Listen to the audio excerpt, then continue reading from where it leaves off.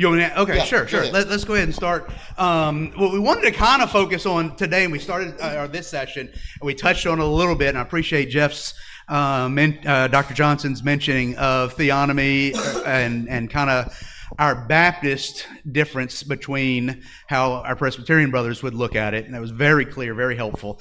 I've been saying we need a Baptist theonomy, a general equity, libertarian Baptist theonomy. But before we do that, I'm going to pitch it up to either one of y'all, Mark or Dr. Johnson, for some that are here that may not, when you use the word theonomy, and you talked some about Christian nationalism yesterday, Mark, kind of define those terms before we get too far and leave. I don't want to leave people behind. So whichever one of y'all want to just define what are we talking about. You probably know better than I do. So. Christian nationalism is a hot topic right now. It is. Mm-hmm. And I've been studying it, watching it, trying to get my hands wrapped around it. And I've concluded that there's a lot of debate because people are talking over and through one another, and they're assuming their own definitions on the other person. And so right now it's still a muddy development. There's a lot of different versions of Christian nationalism. And so some people hear the word Christian nationalism and they're just going to reject it altogether. There's others that think Christian nationalism is what we talked about, this hybrid of secular and church brought together, and the church ruling over the secular through legislation from the bottom up, if you would. And that's what I reject. I reject any form of Christian nationalism that undoes the freedom of the conscience and liberty of the conscience and freedom of speech. Once you force people to go to church, you fine people for being out of church, you start legislating religious convictions, you have tyranny, and it always leads to tyranny. And Baptists have always been on the short end of the stick of that. So I'm not for, Doug Wilson ruling over my church. I'm just playing. So that's the Christian nationalism that I'm opposed to. But again, because I'm a two-kingdom guy, I'm a nationalist in politics. And I really want to make America great again. I resonate with that. I'm American. I'm proud to be an American. And so I want nationalism. And I think nationalism is, I'm not a globalist. I'm a globalist when it comes to my ecclesiology. There's one kingdom and it's global and it's not American. Right. It's a global kingdom. But nationalism or politics, I believe in nations because globalism is tyranny. We want to separate powers. So I'm a nationalist, and I'm also for the Western Christian values that we've inherited in our country to foster. I'm for those. I'm for abortion laws. I'm for same-sex attraction being banned, and marriage being banned, and so forth. I'm for all that. That's Christian nationalism. I am for the general equity of the law ruling over the nations of the world, and I believe that general equity of the law and the law written on our conscience, natural law even, being the law of the land. So I'm for that. Jeff, just go ahead. Let me add to what he said, because I totally resonate with what he's saying, and I think it's important that we keep. I believe that there's a distinction. It's why I didn't bring it up in my message last night. I do think there's a distinction between a postmillennial eschatological view and much of what passes for Christian nationalism today. Because we, as a post-mill, I would say we're not going to go out in this world and conquer the nations through power. We're going to go out and we're going to do so with the Word of God and the gospel. So I think some have mischaracterized postmillennialism into this idea of some sort of theonomic bringing of the nations to buckle under the Christian church. And I think there's some attracted to Doug Wilson that speak like that.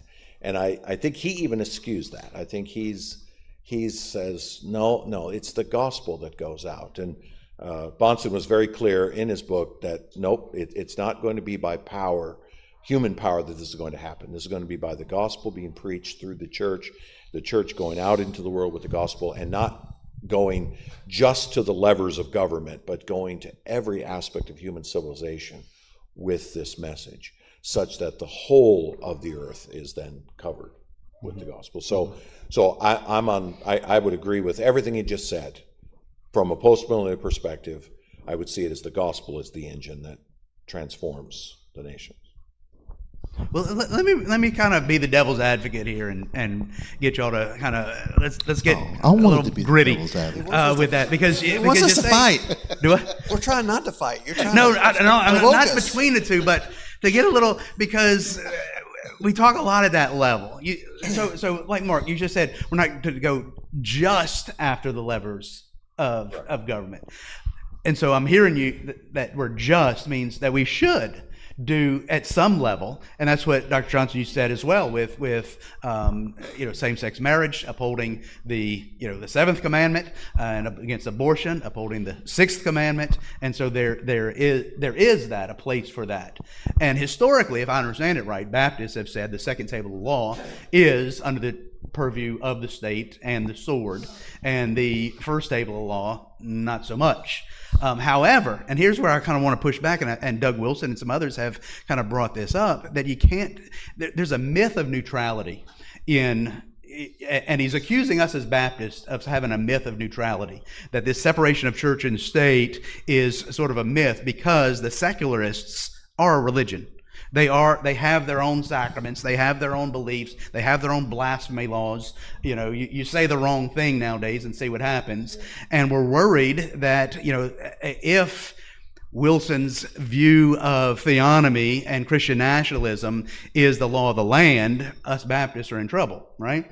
But he's argued, and I think he has a good point, we're already in trouble with the secularists. That they're wanting to push back on us doing homeschooling our kids, or you have a Bible study in a neighborhood that's not zoned for that sort of thing, and or other things, and so they're already pushing back. Somebody's God is going to make the laws, and it's either the one and only true and living God or this God of the secularists.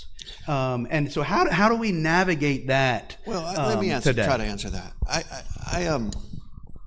I think you're right. Secularism is a religion. Mm-hmm. Islam is a religion. Mm-hmm. Every other system other than Christianity cannot operate without forcing its beliefs upon you. Mm-hmm. So secularism they're seeking to enforce that upon us, right, and legislate that on us Christians, and we can't. Mm-hmm. Christianity is the only religion. It's the only one that has, because of regeneration, and because of it's meant to talk you into it. Obviously, through regeneration, we know depravity, but you come to Christianity on your own. It's not through force, and when you force the conscience, it's not real. Mm-hmm. It's the only religious beliefs that you come to it cognitively, and you submit yourself willingly to it. And that's when it's genuine. Otherwise, it's not real. Islam, it doesn't matter if you believe it in your heart or not. They don't have a separation between outward submission and inward beliefs. Secularism doesn't have that separation either. So I would agree with you, there's a myth of neutrality that someone's going to be forcing their thoughts upon our conscience. But just because that happens with every other system doesn't mean we as Christians take our system and force it against people's will. Correct. We believe that the power of the Spirit is capable of producing the effect. We see it in our own lives, right? We know that the Spirit must come and take out our heart of stone, but at the same time, the effectual call calls us to respond, and we do. So, we don't, again, Reformed theology is often caricaturized as, well, you just believe that the Spirit of God forces you to believe something. No, we believe that the Holy Spirit of God does a work within us that is capable of transforming us such that we then respond to the gospel, and we are compelled to respond of our own will. You know, the confession writers are right. We are not compelled to believe this gospel. We believe it of our own free will. Okay, the word free in quotation marks. Okay, so there's a sense in which the Spirit of God, his power is unique from human power. It's not ordinary power. Mm-hmm. Yes, I'm sure the Holy Spirit of God could crush and do whatever he wishes to do. But that's not how he chooses. That's not how Christ has sent him into the world to accomplish this. So we believe that the gospel goes out and it changes people through the preaching of that word by the power of the Spirit in them. This Spirit doing a miraculous work underneath us to bring this about. As a postmillennialist, I would just go one step further with that, one slight step further with that to say, and we believe that this Spirit can go even beyond the individual into all of the other things that make up human civilization. That he can take the heart of stone out of other things as well, to bring them to himself. But to the question of how is it going to be imposed, right, the answer is not imposed from the top down as religion does. Look, I was a Catholic, I understand the concept of top down. Okay, the gospel comes from this organism which we call the church, which is made up of individuals who go out and preach this message, and it has transforming power. You know, during COVID, when they wanted us to take the vaccines, it's like, talk me into it. Talk me into it. Show me. Convince me. Mm-hmm, mm-hmm. Because this could be something hurtful to my own life. So how can I be forced to take something that I potentially think could be detrimental to my own body, my own health? So talk me into it. Prove to me. Mm-hmm. But when they start mandating something that potentially could be hurtful, that's abuse of power. Right. So, yeah, the government has the right and responsibility to protect our rights. So it says you can't kill, you can't steal, you can't do these things. It's protecting the rights of everyone's.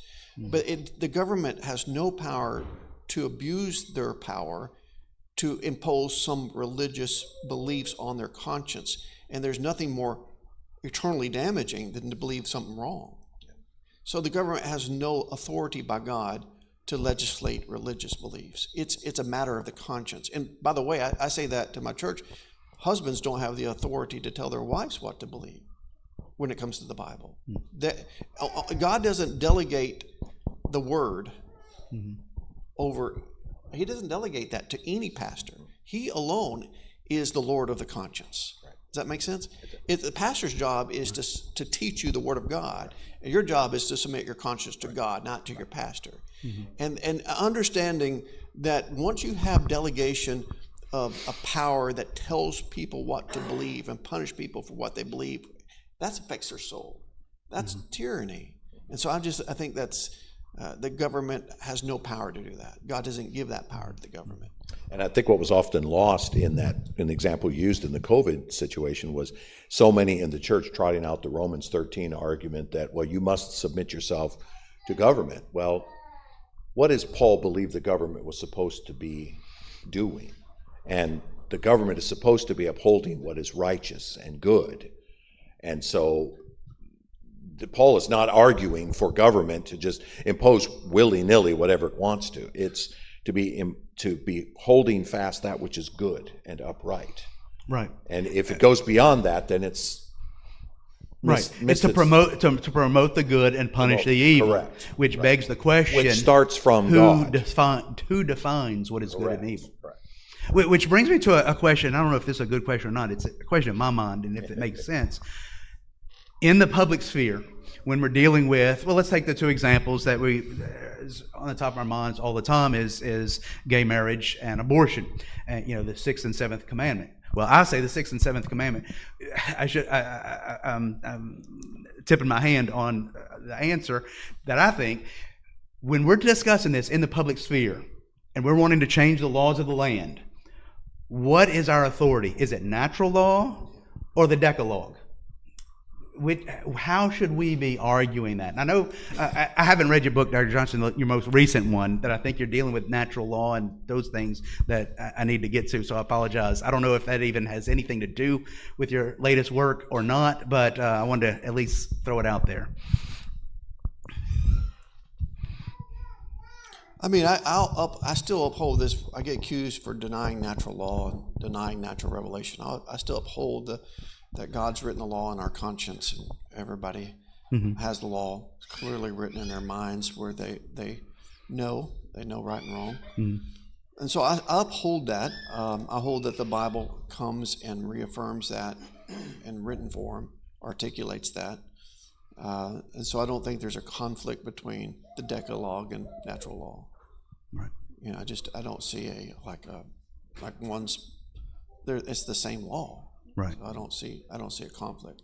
But when we go to the state legislature, do we say you can't kill babies based on natural law, or do we say thus saith the Lord and quote the Decalogue? We would say either or, because it's the same law. I mean, it's Gotcha. the same law. I mean, and they know better. I mean, like thou shalt not murder. You don't.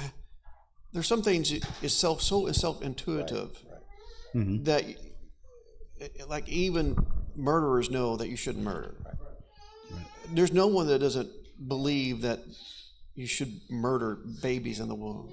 They do it out of convenience, and they talk themselves into it. They suppress the truth and unrighteousness. But showing them the Bible is going to be just as they're going to suppress that just as much as they suppress their conscience.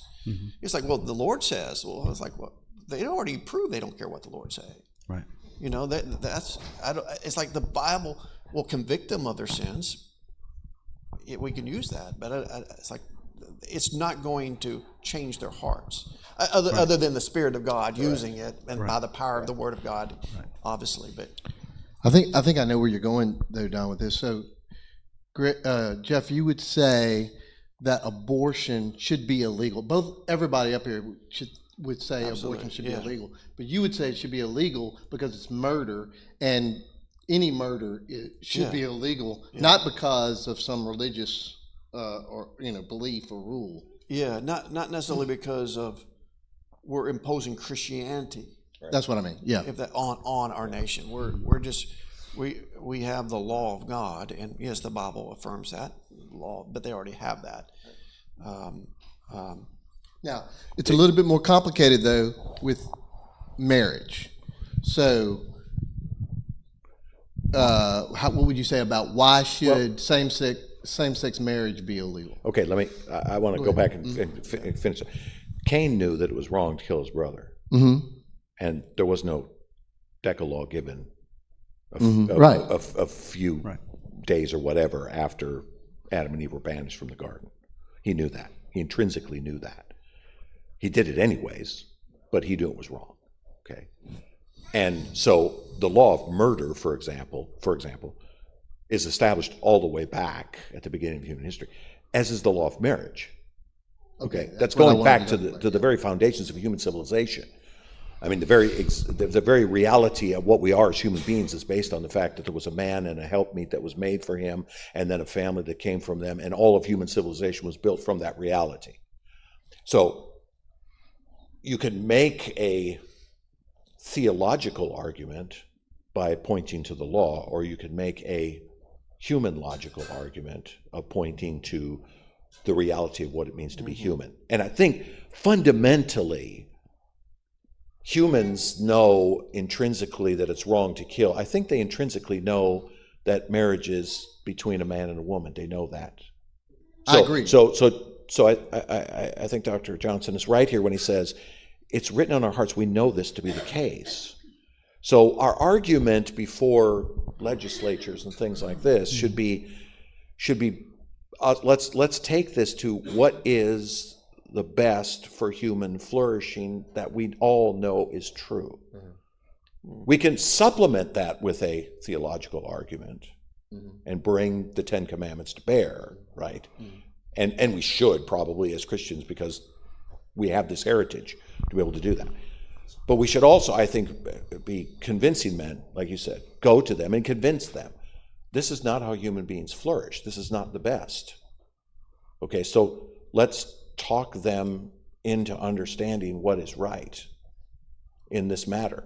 Okay, let me show you how humans do not flourish, because two men marrying does not produce offspring, and it brings all kinds of other issues with it. So I think both sides of the equation have to be addressed. Yeah. And I'm not trying to be squishy, in the sense of, I don't really know. No, I think it's both. We have to make a logical argument, a human argument, and then I guess we would even call it a creational argument and a theological argument. I agree with you 100%, but I can hear that some nominal religious people or seculars, both, would maybe make the argument, I can see murder is murder and should be illegal, so maybe abortion, if it's murder, it should be illegal. But I think they're going to push back on the case of marriage. Although I agree with you, I think it's the same reason. I don't know if you had a thought about Because they love that. each other. Yeah, right. They're going to say, no, if you make same-sex marriage illegal, that's imposing Christianity. But isn't this the air we're breathing? Yeah. So the point you made is absolutely right. If you look at the younger generation, they're almost universally embracing this idea that it's okay for two men to marry. In fact, it should be just the law of the land. It's the air we're breathing. I wonder if that isn't because the church hasn't been out there showing what true marriage is supposed to be for such a long time, that it allowed this air to breathe this way. Sure. Sort of like I grew up in dispensationalism. Why? Because it was the air we breathed. I didn't know anything else. So I mean, look, I've been on this planet for 60 years, been a Christian for 40 of those years. And so I'm looking at the situation and saying, what has happened in my generation? Because it's been my generation that all of this has taken place. What's been going on? And I want to lay the blame squarely at the foot of the church for its failure to actually be expressing what these things are supposed to be from a while ago. And no, I don't want to go back to a 1950s version of the church, okay? Because it wasn't the church. There's a better view. So I'm not inclined to go after these arguments on the basis of, okay, we can just legislate them into place. It's not going to happen. We have to change the air we breathe. Well, about not going back, let me kind of let you, not going back to 1950s, because I understand what you're saying, this Christless Christianity, type of thing. Right. However, at the same time, if I'm going to play the devil's advocate, which is better, Mayberry or Sodom? Well, it may be. I could argue Mayberry could be worse. It could be. You want your grandchildren living in Mayberry or Sodom? No, but what's better, a heathen who understands that he's a heathen, or a heathen who thinks that he is converted? Right. Yeah. So what do we always say? You have to get somebody lost before you can get them saved. Mm-hmm. Yeah, which was better, Jerusalem or Athens in the times of Christ? Yeah. Right. Jesus condemned Jerusalem. He didn't condemn Athens. Yeah, I mean, Athens Well, the men of Nineveh will rise up at this generation and condemn it. Right. Okay. But there's a both ands in this conversation, because I would prefer my kids and grandkids living in Mayberry than in Sodom. Right. I mean, I would. Me too. That's what I'm saying. I mean, right. I would prefer that. By the way, we love the Andy Griffith Show. We're not disparaging it. But wait, let's be clear about something. The only person married in the show Mayberry was the drunk that was always in the show. Right. Okay, so let's be careful about what we're comparing to here, all right? Perhaps we need the third option of Starship Enterprise. Yeah. There you go.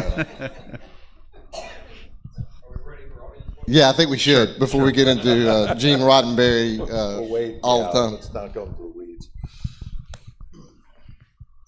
I know we're playing the long game, and the Lord has His remnant all throughout the world.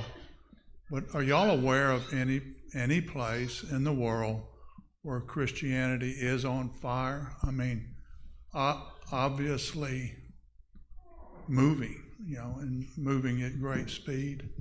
Reformation Church. Nationally speaking, I should have said. China. I would say Africa is probably, when I went to Kenya, now look, Pentecostalism clearly has a deep hold in Kenya, okay? So it's a nation overrun with Pentecostalism, but at the same time, it's still a place where I thought it was absolutely fascinating when we were there on a Sunday. You drive through town in Nairobi, town of 4 million people. Everybody is walking on the street wearing their Sunday best. They're all heading to church. Now, yeah, it's Pentecostal in a great sense. But I think what you're seeing, I'm only speak anecdotally here. What I saw was a whole lot of Pentecostal pastors who would come to the seminars that we were doing and sit under the word. And I was teaching. I had the privilege, quote unquote, of teaching, okay, who should be leading the church? And I had to stand up in front of all of these Pentecostal preachers, many women in the crowd, pastors, and say, only men should be leading the church. And they stood there and took it and said, okay, we believe you. Now, whether they actually did something about it, I don't know. So I think there is places in the world where it is moving. But again, we're taking the long view, right? We're not just assuming this is tomorrow. We're assuming the Spirit of God blows as He wills, and He will accomplish what He wills over time. Well, it's not just Kenya; it's all of sub-Saharan. It's all sub-Saharan Africa, right? I was, like I said, I was only speaking anecdotally. You said China. You want to say something about that? Yeah, there's more Christians in China probably anywhere else in the world. And it's thriving, not because of, like in Kenya, you really do have a Christian nationalism. Christianity is the national religion in Kenya. In China, it's atheism. There's no Christianity. In fact, you're suppressed. And so there you see, even under persecution, you see the church thriving and building and growing. And I think they've already outpaced us as number of true Christians. And I know there's a lot of false Christians everywhere, but they're thriving in China. And the difference between all mill and post mill, one another way to look at it, just kind of the way I look at it, it's like I do believe Christ is going to get every tribe and every nation and every people group. I just don't believe it's all in one time. I believe He's going around the globe, if you would. And again, His ruling over the nations is not just through the gospel, it's through the law. And it's not just through conversion, but it's through hardening of their hearts. And so what I see, it basically went through Europe. The gospel spread. It came to America. It came to us. It thrived here. Now it's going to Latin America. It's going to Africa. And I think it's going to hit China. And I don't think there's going to be a people group until all the people groups, all the tribes, all the nations are reached with the gospel, and God rescues His remnant, His elect, out of all people groups. But also you see, that's not all at one time, but you see judgment coming behind that, and that's Christ ruling equally. It's not like He just rules in salvation, He rules in condemnation. And so it's a global rule over the world that the man Jesus Christ has. And He will be victorious. And everybody will be subjugated, either through the bowing of their hearts through regeneration, or bowing through their hearts in condemnation. And so I just see victory. We both agree God's going to accomplish His intended purposes. Right. But the church, I think, can thrive equally, or if not even better, through persecution.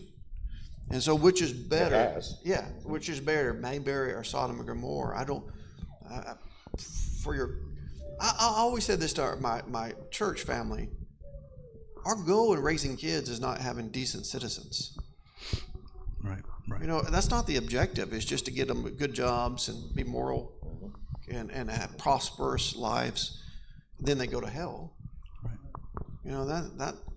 That's not the goal. Yeah, that's not the goal. The goal is salvation. Right. And to me, the world's going to be destroyed with fire. This whole world. And so we want to pave the roads, we need to maintain it while we wait. But it's in the end, the infrastructure of this world is going to be destroyed. And we know that. It's like this world's coming to an end. So we're putting our investments in the age to come. We're putting our hope and laying up our treasures in heaven. That's the eternal realm. And we've tasted that now, but we're trying to rescue people out of this present evil age. And I look at my all meal in the way I look at the human body. I go to the doctor. I should eat better, my wife says. I should exercise more. And I need to take care of the physical body, not because I think this body as it now stands, is going to go to heaven, but I also believe this body will be transformed. So I don't put all my hope into this physical body. I have the soul, the spirit. That's the first fruits of the age to come. So like this body needs to be cared for and not neglected. But also we understand this body is decaying and it's going to decay. And we're looking for a new body. And this earth, we want to invest in it. We want to vote correctly. We want to do what we can to live in Mayberry. But in the end, Mayberry's doomed as well as Sodom and Gomorrah. Nick? By the way, Nick, you're just jealous because you don't have my hat on. Okay. Go ahead. So I think that Sodom or Mayberry question is kind of interesting if you think of it in terms of where would I rather send my children, the public school, an atheist, godless institution, or under my own home where I'm teaching them and instructing them in the way of the Lord. And if you apply that also out to the nation, would I rather have a nation that has leadership in place that is pointing to God, teaching God's law through example, just leadership, character, all those sorts of things. I don't know, I think that's a helpful way to think about it, but my question is, I feel like I'm a little confused, Jeff, on what you're saying about sort of the role of government, what Christians should be doing. I mean, that's so much of the question surrounding Christian nationalism is what do we, just as regular people, as voters, how do we go to the polls? How do we advocate for righteous laws? And why should we, if we're just talking about individuals and the nation as a whole is not, can't be Christianized, why should we advocate for righteous or good laws? And I'm just trying to understand. I feel like we're saying two different things. That no, you can't, from the top down impose righteousness, and I totally agree with you there. But why should I then vote for laws that will enforce a specific way of life? And I also want to say that I don't think that our nation, as it was set up, I think those were Christian principles. It was a people who came together, and all those things about not wanting to impose righteousness on a people, and that it should be done through the gospel instead. Those were all Christian principles, but the government was established in that way to have a sort of sphere of sovereignty. So if we want to keep a Christian government like that, a sort of Christian ethic in government that understands its sphere of sovereignty, and that sort of Baptist sort of conception, why should we advocate for that? Because isn't that just continuing to impose a Christian sort of nation on a people? So I'm just trying to work through those sorts of things. No, I mean, I think the American experiment was impacted heavily by Christian values, and in fact, by the Baptist. I mean, if you study the history of our country, the Puritans fled persecution from Presbyterians and Anglicans from a Christian nation. They fled Christian nations because they were imprisoned. John Bunyan, you look at our Baptists, they had to flee a Christian nation that was imposing their particular positive laws, not natural law or the Decalogue, but positive laws, vestments and this and that, all these convictions that Christians debate about. They were imposing upon that on the church. So you had people fleeing. And then the colonies, you had Presbyterian colonies, Baptist colonies. The colonies fought, and Baptists couldn't go into Boston. And you go into Boston, you get whipped for preaching. And so you had religious tyranny even in the colonies. And it was Bacchus and some of the Baptist influence, they were pushing for liberty of conscience and freedom of the conscience. And I think William Payne and some of the Benjamin Franklin was seeking libertarianism. They were seeking freedom, and they found this common ground together. Like unbelievers and believers found common ground together, looking for freedom and liberty and not tyranny. And so I think Christianity had a huge impact, and I want Christianity to impact my nation. I'm not opposed, as almost of Christianity not influencing society and impacting society everywhere and anywhere that we can. I'm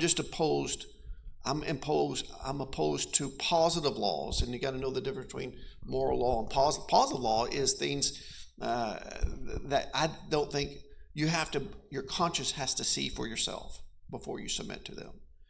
And I'm against governments. I don't think they have the authority to enforce positive laws. I don't think you can enforce baptism upon a people. Everybody's got to be baptized. Infant baptism or any of these things. I think that the government doesn't have that authority. And so, but I'm not against doing what we can to influence.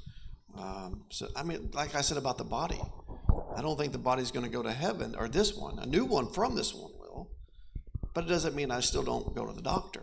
It doesn't mean I still don't want to vote and do what I can. That's a restraining grace upon our society. And let's take our break, and we'll come back here in 15 minutes. So we'll be back here at 11, and we already have one question ready for that portion. So let's take a 15-minute break.